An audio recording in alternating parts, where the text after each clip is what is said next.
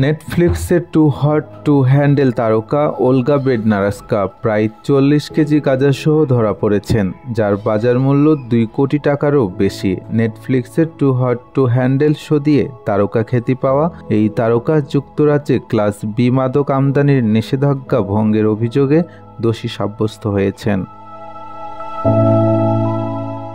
বেডনারস্কাকে October মাসে Manchester এয়ারপোর্টে Thailand থেকে আসা একটি ফ্লাইট থেকে নামার পর আটক করা হয়, যেখানে কর্মকর্তারা দুটি সুটকেসে 1,57,000 ইউরো মূল্যের ক্লাস বি মাদক শনাক্ত করেন।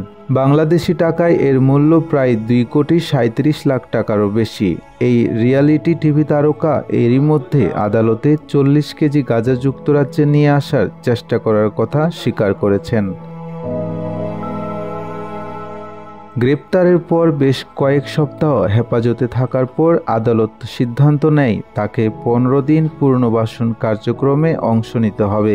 তাকে 20 মাসের অস্থায়ী সাজাও দেওয়া হয়। সেই সাজায় উল্লেখ করা হয়েছে, অভিনেত্রী যদি 2026 সালের নভেম্বরের মধ্যে কোনো অপরাধ করেন তবে তাকে 20 মাস জেল খাটতে হবে।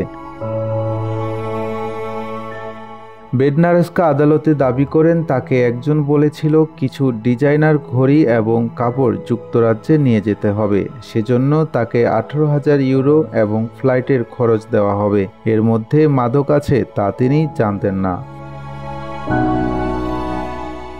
এদিকে তার এই বক্তব্যের পরিপ্রেক্ষিতে বিচারক তাকে বলেন, আপনি এমন একজনের উপর বিশ্বাস রেখেছিলেন যাকে আপনি খুব ভালোভাবে জানতেন না।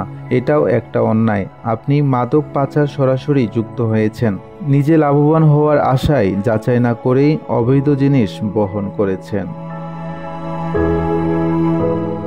ফরহাদ হোসেন, ভোরের পাতা, ঢাকা।